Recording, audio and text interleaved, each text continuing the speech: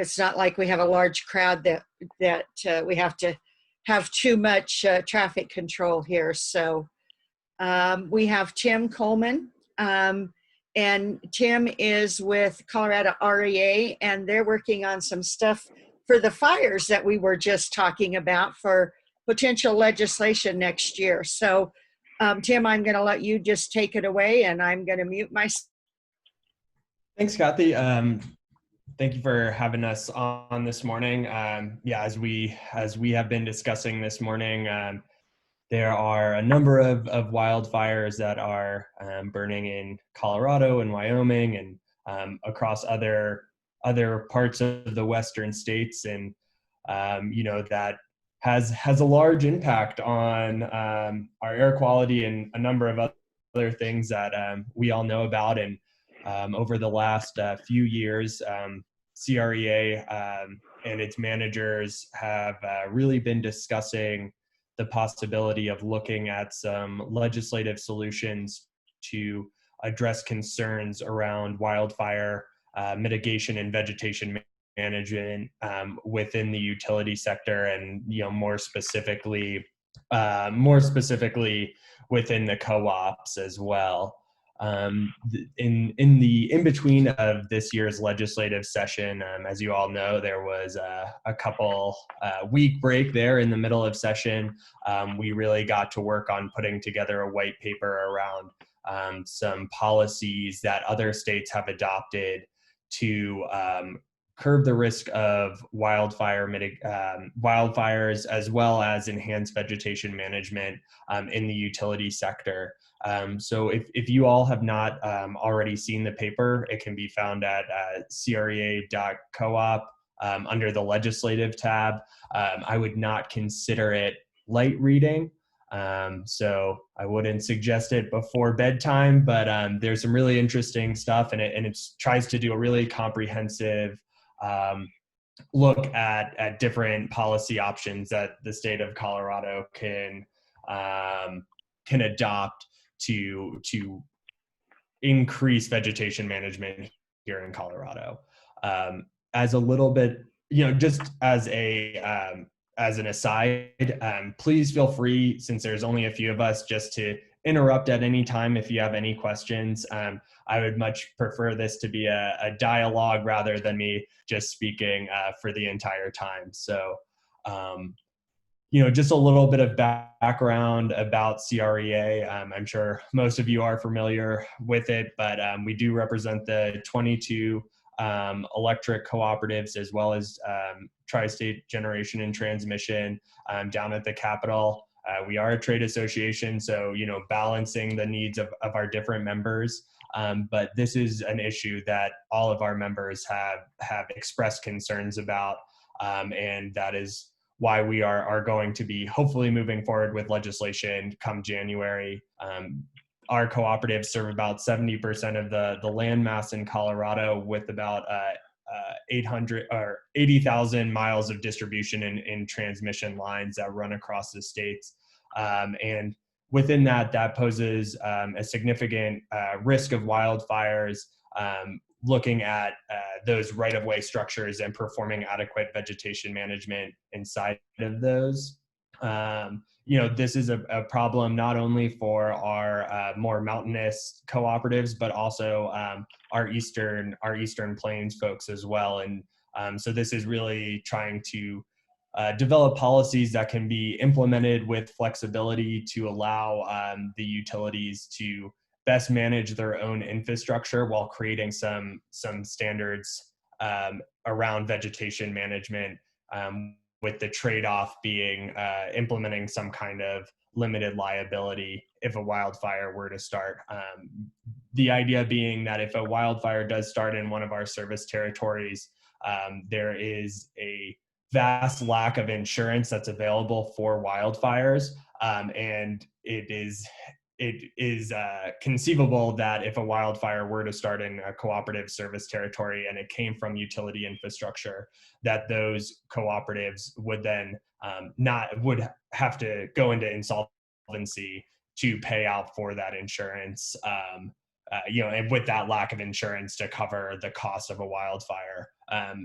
the research really suggests that wildfire mitigation is a lot cheaper than helping communities recover once a wildfire takes place.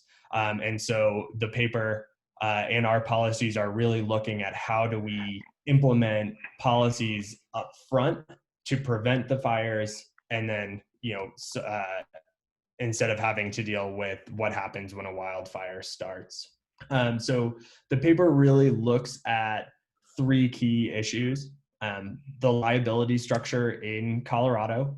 That's kind of the lens that the wildfire paper takes.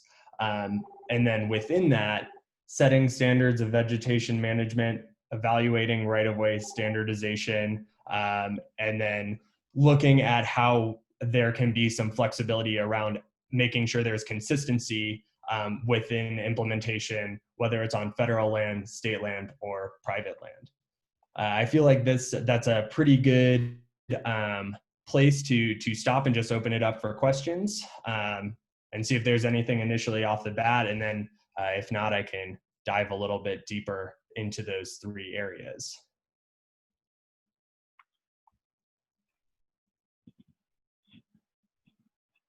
You're doing good. Just keep going.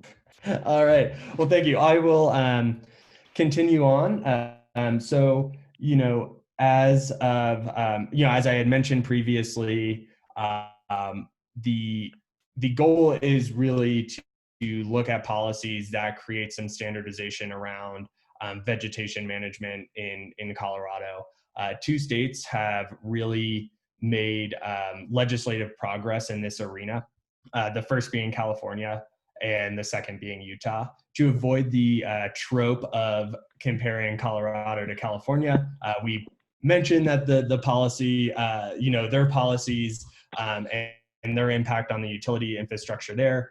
However, we primarily focus on Utah's legislation around vegetation management. Within that bill, it's House Bill 66. It was passed in 2019. That really formed the basis of our ideas on how we can look to other states to implement robust vegetation management policies. Both in California and Utah, they look towards their Public Utilities Commission to set some standards around vegetation management that looked at adequate clearing of right-of-ways, setting standards around how frequently a utility needs to submit a vegetation management plan. It seems that the industry standard is roughly around 3 to 5 years. And both Utah and California had said that, utilities that want to gain some sort of benefit of submitting a vegetation management plan, they have to do so every 3 years. And that seems pretty consistent with what our members are doing now, reevaluating their current right-of-way situations, as well as the vegetation management plans that they're implementing right now.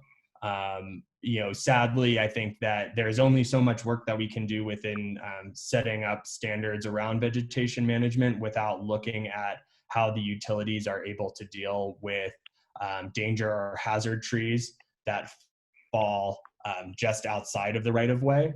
And just for some background, each utility right-of-way is an easement that is perfected between the utility and the consumer that they're working with.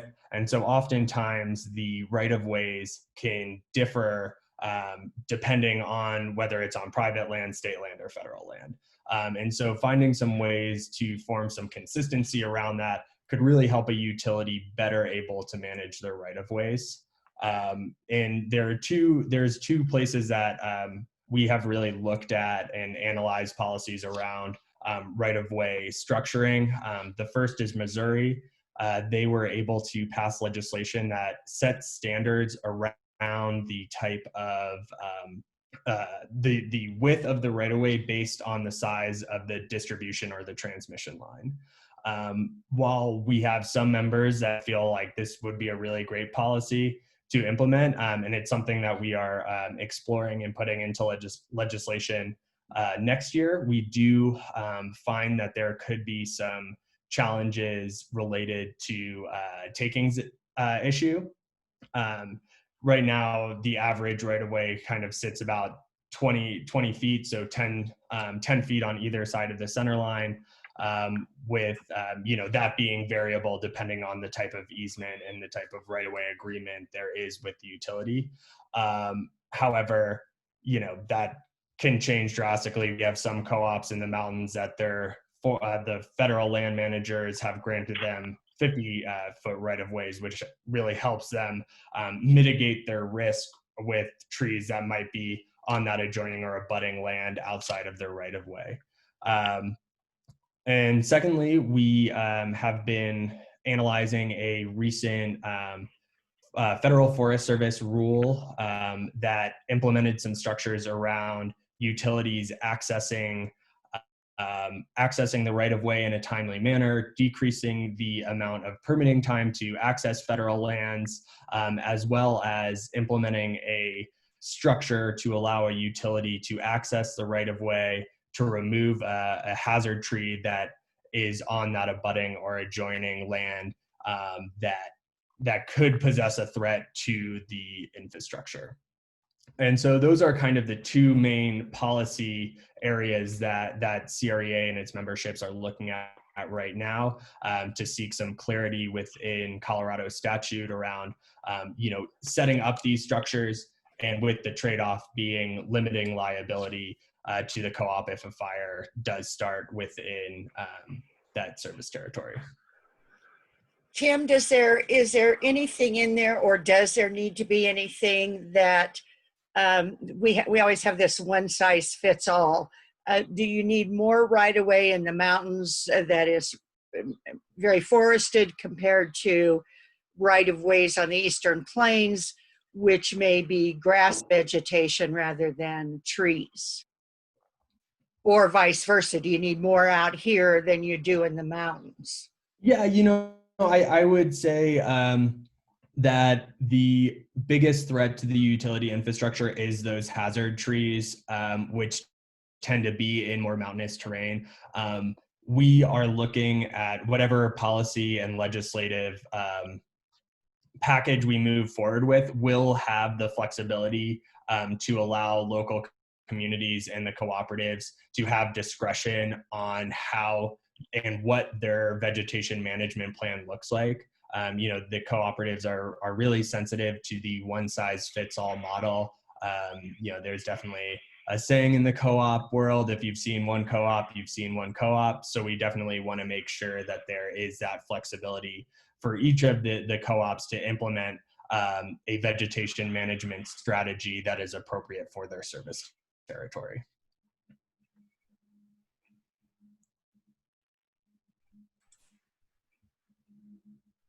You mentioned that House Bill 66 in 2019, is that a Colorado legislative bill?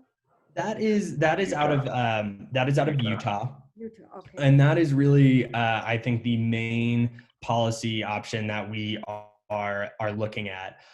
The legislation ensures statutory liability coverage if a qualified utility or an electric cooperative submits a wildland or wildfire plan, mitigation plan to a regulatory entity. Utah has chosen their Public Utilities Commission. It is our thought, though, that the PUC in Colorado is not the appropriate venue to vet and approve vegetation management plans because they do not have the industry expertise. So in our stakeholder conversations, we have been talking with members of the Colorado Fire Commission, as well as the Department of Public Safety, which we feel would be a much better avenue to have these discussions in, as they do have the industry expertise for vegetation management, as well as wildfire prevention and suppression, if a wildfire does occur. Thank you. Do you feel that you're going to have any pushback from environmental groups that, don't mess with any more trees kind of thing? Or do you think that they have realized that what we used to do with logging and management should be the way we go now? Yeah, I think we have not circulated the paper in our legislative agenda with Western Resource Advocates or Conservation Colorado as of yet, because we are looking to really lock down exactly what we are looking to do and get some pen to paper with what legislation would look like. However, we have been talking with Colorado's Forest Health Advisory Committee, as well as the Colorado Forest and Water Alliance, which are two stakeholder groups that look at forest health in Colorado and the impact not only on the forest, but on watersheds. And they feel that this plan would not only increase vegetation management within the utility sector, but will have those increased benefits to forest health and watershed health. If we're able to prevent a fire, that in the long term is much better than removing some trees from the landscape up front. I think once we have a little bit more clarity through our managers as well as our board of directors, and we get that legislation down onto paper, then I think we'll start engaging more with the purely environmental stakeholders here in Colorado. But we're hopeful that they will also see that preventing a wildfire through appropriate vegetation management can have benefits to the environment, as well as for preventing fires.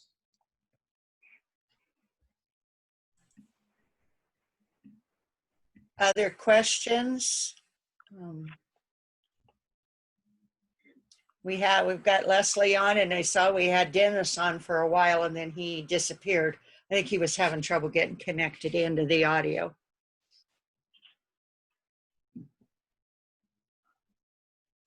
So what can we do to help when you finally introduce this? Yeah, so I would like to point out that I think one of the biggest aspects of this House Bill 66 model that we are looking at is a provision from that legislation that gives some protection to a utility, and specifically the electric cooperatives, that they will not be held liable if they are denied or delayed access to a right-of-way on land owned by the state, federal, or tribal government. Obviously, whatever legislation we pass in Colorado will have limited impact on our federal land, but just being able to put that in statute signals our federal land managers that we expect a higher level of consistency with accessing the right-of-ways in those federal lands, which make up a large portion of our state. So that's definitely something that we are looking at and we are pursuing, not only here in the state, but working with our national counterparts at NRECA to work with those federal land managers and make sure that there's consistency with the vegetation management plans here in the state, with the federal level, and trying to guarantee that our utilities are able to access the right-of-way in a timely manner. So I think that's a really important part of this discussion. As far as, we would hopefully, once we do have legislation on paper, at least a draft of it, that we would be able to circulate with the Pro 15 members and get a supportive position to move forward with when we do introduce the legislation in January. Okay, Tad, Jean, Leslie, Leanne, any more questions for Tim? Nope.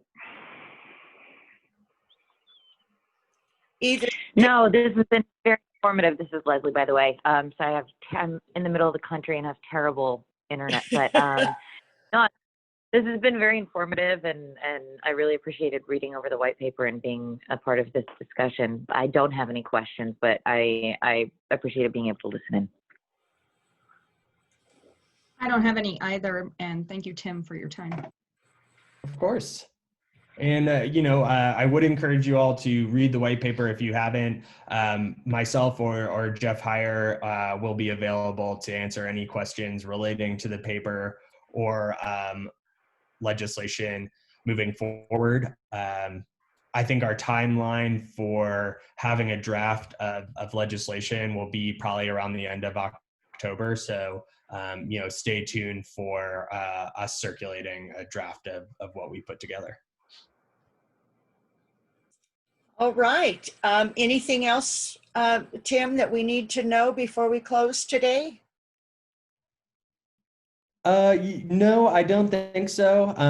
We really appreciate you all as part of our stakeholder process and realize that, the constituencies that Pro 15 serve have different challenges than, some of our other cooperatives. And we want to make sure that you all have a voice at the table and are able to participate and express your concerns or support for any legislation moving forward. So, I would just ask that we continue the conversation and look forward to circulating legislation and working with you all moving forward. Great. Well, we thank you very much for your time today. It is Friday. It is pretty outside. So everyone have an absolutely awesome weekend. Thank you, Jim. Thanks, Yes, guys. indeed. Thank Thanks you so all. much. Thanks, everyone. Take care.